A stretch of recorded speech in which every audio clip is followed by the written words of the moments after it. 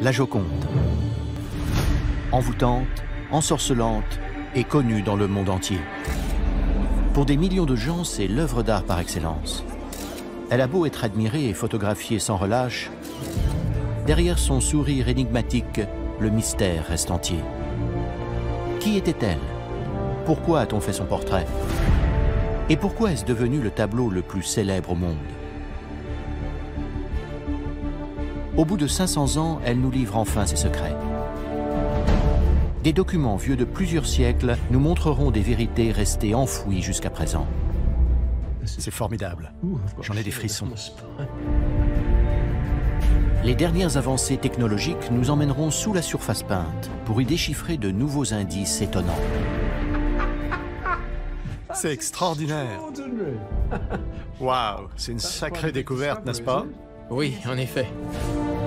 Cette enquête, la première à examiner scientifiquement les découvertes les plus récentes sur le sujet, me conduira aux quatre coins de la planète dans ma quête de la vérité sur le chef-d'œuvre de Léonard de Vinci. Avec un accès à des documents inédits et des rencontres inoubliables. Ma première impression quand je suis entré, j'ai bien failli en tomber à la renverse. Ces révélations remettront en question tout ce que l'on croyait savoir sur ce tableau insondable. C'est super, on a fait une nouvelle découverte. Elles nous dévoileront les secrets de la Joconde. L'ensemble de ces éléments constitue un tournant pour l'histoire de l'art. Je dirais même qu'il s'agit d'une découverte majeure de ce siècle.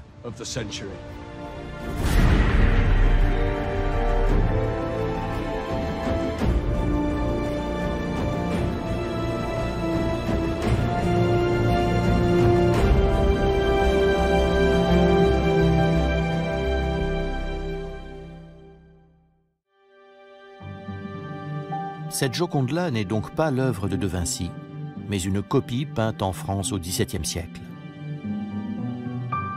En fait, il existe des dizaines de copies. C'est un vrai problème si on croit, comme moi, au vu des contradictions relevées précédemment, que Léonard a peint deux versions du célèbre tableau.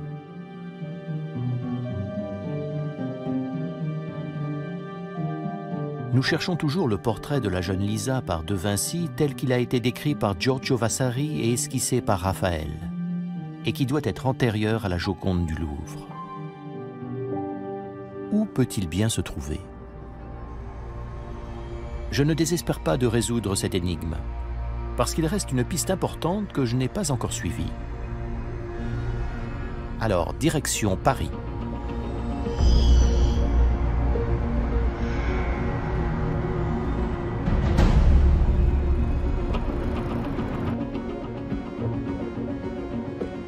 Un scientifique devenu expert en œuvres d'art affirme pouvoir expliquer les incohérences.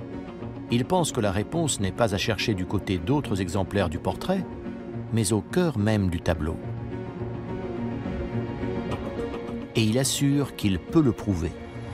Pascal. Bienvenue. Pascal Cotte est l'un des experts mondiaux de l'analyse scientifique de tableaux. C'est un homme à l'image de Vinci. Physicien autodidacte et inventeur brillant d'une nouvelle technique qui a révélé les secrets de tableaux de Rubens, Rembrandt, Picasso et bien d'autres.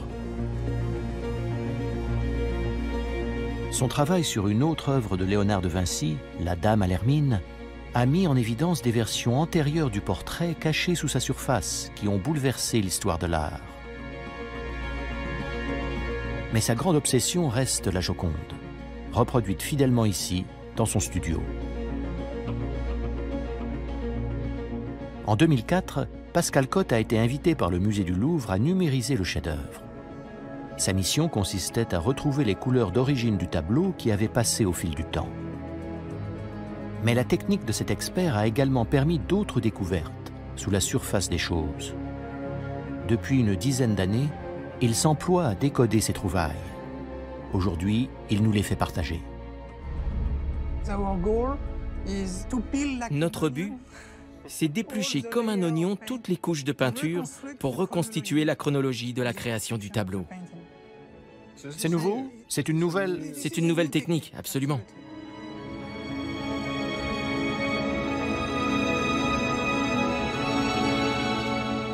L'arme secrète de Pascal Cotte, c'est sa caméra multispectrale, une invention révolutionnaire digne du génie de la Renaissance. 13 lumières de différentes couleurs sont projetées sur la surface, chacune pénétrant le tableau à des profondeurs variables. La caméra enregistre alors des millions d'images en très haute résolution qui permettent un rendu très précis. En analysant chaque image, ici en noir et blanc, Pascal Cotte peut révéler toutes les couches du tableau.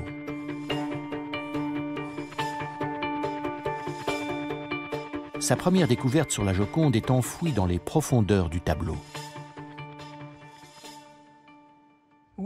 On a découvert que la tête était plus grosse. On voit l'ombre d'une tête plus grosse. Et on voit aussi que le nez était 2 fois plus grand. Ah bon? Waouh! Donc, elle a eu une tête plus grosse. Et j'ai découvert que cette main était plus grande. Waouh!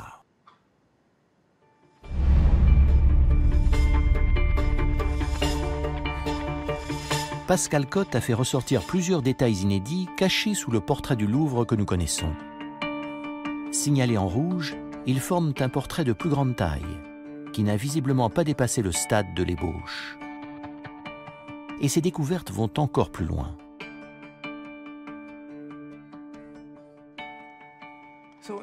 On va continuer avec une autre couche. Voilà, c'est là. Qu'est-ce que c'est que ça? C'est quoi? C'est une épingle à cheveux, comme celle-ci. Vous avez trouvé, Ce genre-là. vous avez trouvé, avec votre caméra magique, vous avez trouvé une épingle à cheveux. Maintenant que vous savez qu'il y en a une, vous la voyez, Ah, parce que vous le savez. exactement. C'est fascinant. Mais ce n'est pas tout. Si on examine le pourtour de la tête, on trouve 12 épingles à cheveux.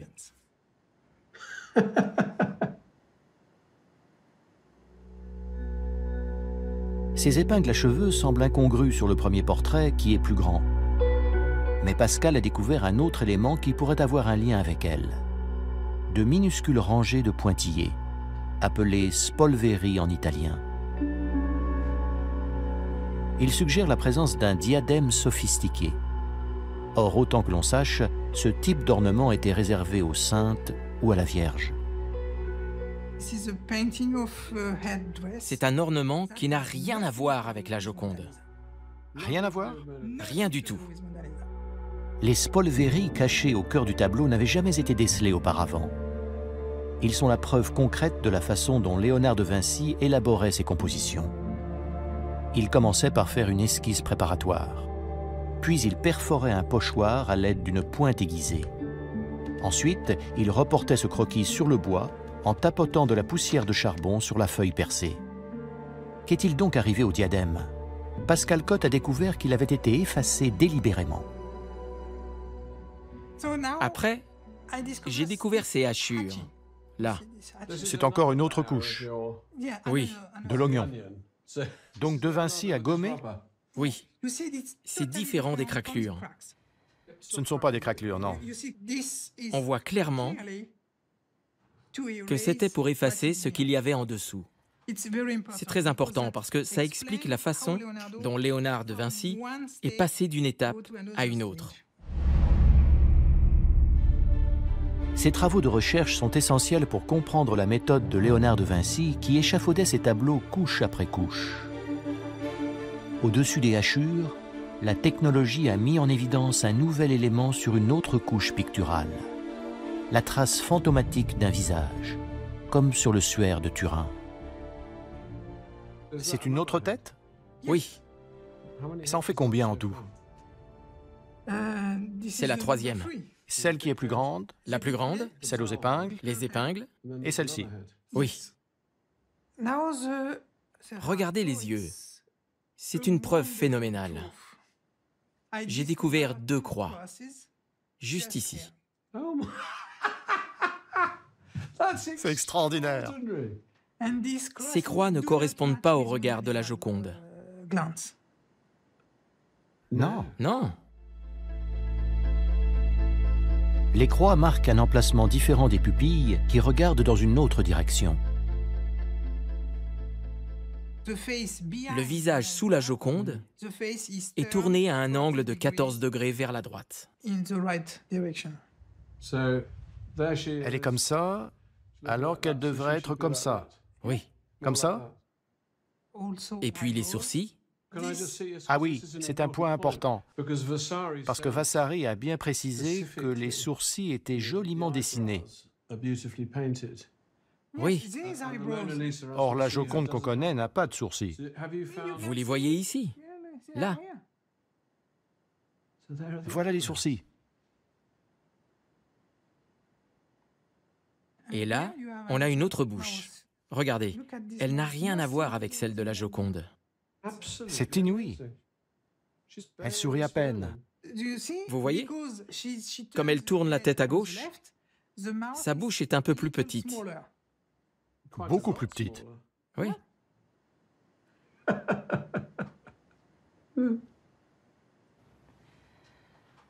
Pascal, vous avez découvert un visage entier Oui. au cœur Au cœur. de la Joconde. Oui. Wow. C'est une sacrée découverte, n'est-ce pas? Oui, en effet. En effet. Pour la première fois depuis 500 ans, les travaux de Pascal Cotte ont permis de mettre en évidence un portrait antérieur à la Joconde réalisé par Léonard de Vinci.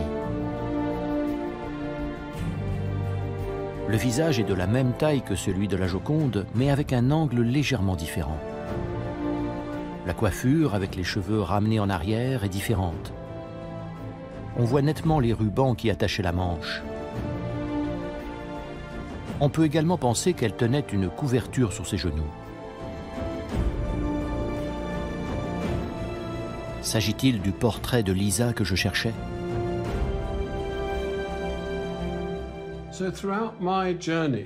Depuis le début de mon enquête, je croyais qu'on avait affaire à deux tableaux différents.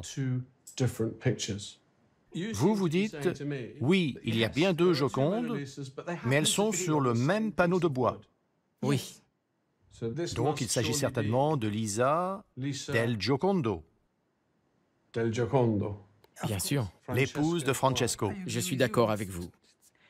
C'est un authentique portrait de Lisa Gherardini.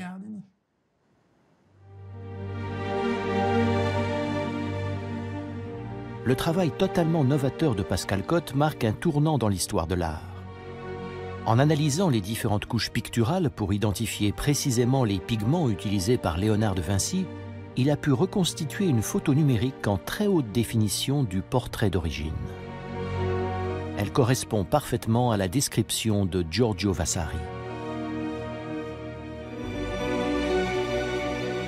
Mais si cette image de synthèse représente le portrait original de Lisa, l'époux du modèle ne l'a jamais eu en sa possession, car Léonard de Vinci a peint par-dessus le tableau le plus célèbre du monde.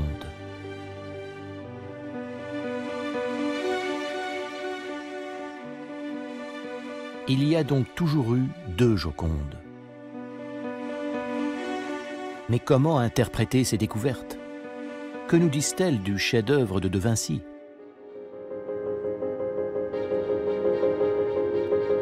Pour tenter de trouver la dernière pièce manquante du puzzle, je vais voir celle qui a passé des années à reconstituer cette journée de l'an 1503 où Léonard a commencé à peindre Lisa. Nous avons trouvé les réponses aux incohérences historiques qui ont longtemps intrigué les experts. Et nous avons découvert que le portrait exposé au Louvre pourrait bien ne pas être celui de Lisa. Alors la question se pose. Qui est-ce? La pièce à conviction la plus importante, c'est l'affirmation de Beatis, qui tenait l'information de Léonard de Vinci en personne. Le portrait de cette femme a été commandé par Julien de Médicis. Alors qui a remplacé Lisa del Giocondo? Julien de Médicis aurait-il commandé un portrait posthume? Peut-être celui d'un ancien amour, idéalisé comme une divinité.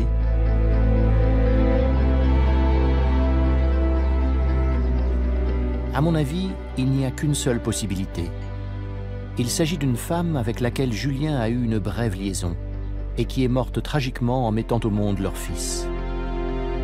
Le petit garçon réclamait peut-être encore sa mère quand son père a commandé ce portrait. Elle s'appelait Pacifica Brandano. Pourrait-elle être la Joconde ?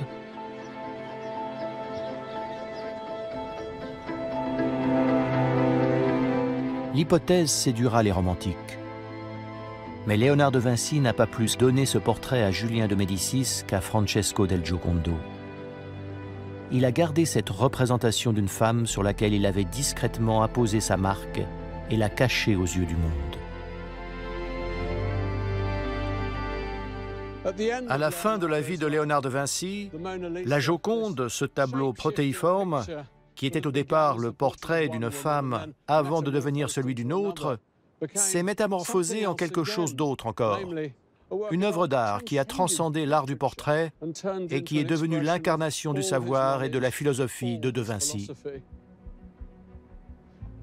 Ce tableau est une mosaïque chatoyante, dans laquelle l'artiste a mis tout ce qu'il savait de la nature et de l'âme humaine. La clé du mystère réside sans doute dans ce fameux sourire. Le peintre semble nous dire « Nous pouvons toujours nous escrimer à essayer de comprendre le vaste cosmos qui nous entoure. Mais en fin de compte, notre destin, c'est de traverser la vie aussi fugacement que le sourire passe sur un visage humain. » La Joconde est donc bien plus qu'un portrait. Elle dépeint la vie, telle que De Vinci la voyait. Avec elle, il a peint l'humanité tout entière.